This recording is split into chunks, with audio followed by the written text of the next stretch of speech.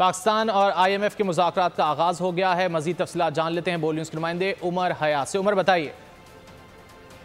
जी बिल्कुल, पाकिस्तान और IMF के दरमियान जो है वो मुज़ाकरात का आगाज़ आज हो गया है और आज वज़ारत ख़ज़ाना में एक अहम बैठक हुई है इस हवाले से, जो कि तारुफ़ी सेशन था। और इस तारुफ़ी मुलाकात में वज़ारत ख़ज़ाना की जानिब से IMF वक्त के साथ जो है वो डेटा शेयरिंग की गई है और वज़ीर ख़ज़ाना डॉक्टर शमशाद अख्तर मुज़ाकरात में पाकिस्तानी टीम की सरबराही कर रही हैं और सेक्रेटरी ख़ज़ाना इमदाद घोषाल, चेयरमैन FDR अमजद ज़ुबैर सुराना जो है वो उनकी मामलत कर रहे हैं। और पाकिस्तान के लिए मिशन चीफ नेथन पोर्टर जो है वो IMF टीम की सरबराही कर रहे हैं और पाकिस्तान ने तमाम अहदाफ हासिल किए हैं। IMF को ब्रीफिंग में यह बताया गया, डीजल पर जो लेवी है वो 55 रुपए से बढ़ाकर 60 रुपए कर दी गई है, जो कि आखिरी हदफ था और उसको हासिल कर लिया गया है।